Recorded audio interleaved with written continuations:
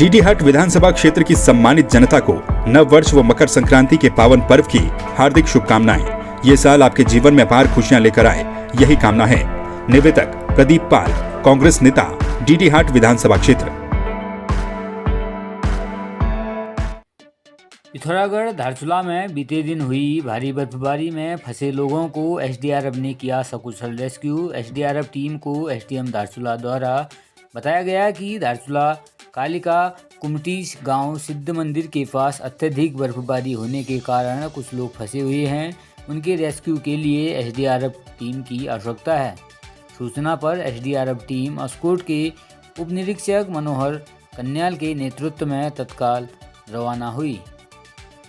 वहीं आपदा अधिकारी वीरेंद्र महर ने बताया कि धारचूला कालिका गांव के 16 लोग पूजा करने उच्च हिमालयी क्षेत्र सिद्धबली मंदिर गए हुए थे। उस दौरान वहां पर बर्फबारी हुई जिसमें वह लोग फंस गए, जिन्हें एसडीआरएफ द्वारा सकुशल रेस्क्यू किया गया, जिसमें 8 महिला 8 पुरुष कुल 16 लोग वहां पर बर्फ में फंसे हुए थे, जिनको उनके गांव भेजा गया। धारचूला तहसील के कालिका गांव से कुछ लोग अपने पूजा के लिए उच्च हिमालय क्षेत्र के एक गांव सिद्धबली पे गए थे। हमको सूचना मिली थी कि वहां पर उन लोगों के बर्फबारी के कारण फंस गए हैं। तो इसके बाद एसडीआरएफ की टीम उनको रेस्क्यू करने के लिए गई थी, जिनमें से 8 पुरुष और 8 महिलाएं थीं, जिनको एसडीआरएफ के द्वारा सकुशल रेस्क्यू कर लिया गया और उनके गाँव पहुँचा दिया गया। पूर्व मुख्यमंत्री हरीश रावत पिथौरागढ़ जिले के डीडी हाट विधानसभा सीट से चुनाव लड़ सकते हैं। पिथौरागढ़ में डीडी हाट के कांग्रेस नेताओं की हुई बैठक में इस बात को लेकर फैसला लिया गया कि डीडी हाट विधानसभा सीट से सभी कांग्रेस दावेदारों ने पूर्व मुख्यमंत्री हरीश रावत को डीडी हाट से लड़ने का प्रस्ताव पास कर आलाकमान को भेजा है। कांग्रेस नेताओं का कहना है कि पिछले 25 सालों से डीडी हाट सीट से कांग्रेस जीत नहीं हासिल कर सकी है। ऐसे में अगर मुख्यमंत्री हरीश रावत डीडी हाट सीट से चुनाव लड़ते हैं तो कांग्रेस के साथ ही डीडी हाट की जनता को भी फायदा होगा। कांग्रेस नेताओं ने एक स्वर में हरीश रावत को डीडी हाट से चुनाव जीतकर विधानसभा भेजने का ऐलान किया है। वहीं डीडी हाट सीट से 2017 का विधानसभा चुनाव लड़ चुके कांग्रेस नेता प्रदीप पाल का कहना है कि वे पिछले 5 सालों से लगातार फील्ड में काम कर रहे हैं और उन्होंने कांग्रेस की जो ज़मीन तैयार की है उस पर अगर पूर्व मुख्यमंत्री हरीश रावत चुनाव लड़ते हैं तो निश्चित तौर पर जीत उन्हें हासिल ही होगी। आपको बता दें कि डीडी हाट विधानसभा क्षेत्र से भाजपा के पूर्व प्रदेश अध्यक्ष और कैबिनेट मंत्री बिशन सिंह चूफाल पिछली 5 बार से लगातार जीतते आ रहे हैं। साथ ही सीट पर किशन भंडारी भी 2017 में निर्दलीय के तौर पर अपनी उपस्थिति दर्ज करा चुके हैं। सूत्रों की माने तो हरीश रावत ने खुद ही अपने नेताओं के जरिए डीडी हाट सीट से यह प्रस्ताव तैयार करवाया है ताकि पार्टी के भीतर उनके द्वारा चुनाव लड़ने पर कोई भी गुटबाजी न हो, क्योंकि हरीश रावत को लगता है कि अगर चुनाव के बाद विधायकों में से ही नेता चुनने की बात आती है तो कहीं इस दौर से पिछड़ न जाएं। ऐसे में अगर हरीश रावत निर्दलीय को साधते हुए डीडी हाट विधानसभा क्षेत्र में ताल ठोकते हैं तो मुकाबला रोचक तो होगा ही, यह सीट भी सूबे की सबसे हॉट सीट बन जाएगी। डीडी हाट विधानसभा के क्षेत्र के लिए प्रत्याशी के चयन के संबंध में एक हमने जितने भी कैंडिडेट थे उनको एक मीटिंग बुलाई है। उसमें सबकी ये राय है कि अगर हरीश रावत जी इस डीडी हाट विधानसभा से चुनाव लड़ते हैं तो सब प्रत्याशी और सभी कार्यकर्ता एकजुट होकर कार्य करेंगे। साथ ही अगर किसी कारणवश उनको चुनाव नहीं लड़ा तो जिस प्रत्याशी को चुनाव लड़ेंगे उसके लिए सभी काम करने को सब एकजुट होकर आज कांग्रेस के डीडी हाट विधानसभा सभा की एकजुटता यहाँ पर प्रदेश करने के लिए हम लोग आए हुए। संभावना की बात करें तो हम पिछले 5 साल से हमने बिल्कुल ग्राउंड तैयार कर रखा है। हमारी पूरी बूथ कमेटियाँ बन गई हैं। हम 5 साल से बिल्कुल विधानसभा के हर गांव में पहुंच चुका हूं मैं।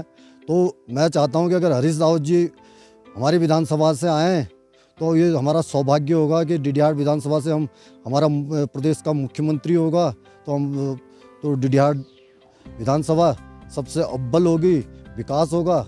ये तो हमारे सब साथी, जैसे हमारे वरिष्ठ हमारे रमेश कापड़ी जी ने कहा, हमारे जिला अध्यक्ष द्विवेदी जी ने कहा, ये बहुत बढ़िया प्रस्ताव है। हम सब लोग मिलके राउत जी को विधानसभा में पहुंचाएंगे और मुख्यमंत्री अपने प्रदेश का बनाएंगे। अच्छा रहेगा।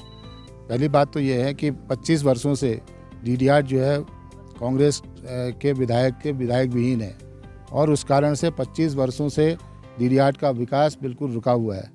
इसका एक प्रमाण है कि आज डीडीहाट से बगल में लगी हुई धारचूला और पिथौरागढ़ और गंगोली हाट वो आज विकास के नाम पर डीडीहाट से कहीं आगे निकल गए हैं। हम सब प्रत्याशी, जितने भी हम प्रत्याशी हैं, उसमें हमारे प्रदीप पाल साहब हैं, मैं हूँ, रेवती जोशी जी हैं और भी हमारे भाई लोग हैं।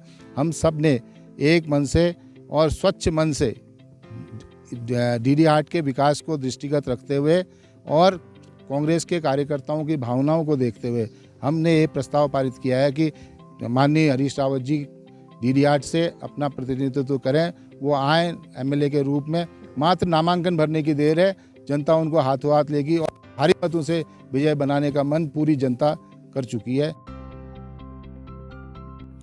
कोरोना संक्रमण के नए वेरिएंट ओमिक्रॉन से बचाव के दृष्टिगत पुलिस अधीक्षक लोकेश्वर सिंह के निर्देशानुसार पुलिस उपाधीक्षक महेश चंद्र जोशी के नेतृत्व में आज पुलिस लाइन पिथौरागढ़ में डॉक्टर आशुतोष तिवारी के सहयोग से मेडिकल शिविर का आयोजन कर पुलिस लाइन, फायर सर्विस तथा एसडीआरएफ में नियुक्त अधिकारी कर्मचारी गणों को कोविड-19 वैक्सीन की बूस्टर डोज लगाई गई, जिसकी शुरुआत पुलिस उपाधीक्षक महेश चंद्र जोशी द्वारा बूस्टर डोज लगाकर की गई। उक्त शिविर में लगभग इस दौरान 100 पुलिसकर्मियों को कोविड वैक्सीन की बूस्टर डोज लगाई गई।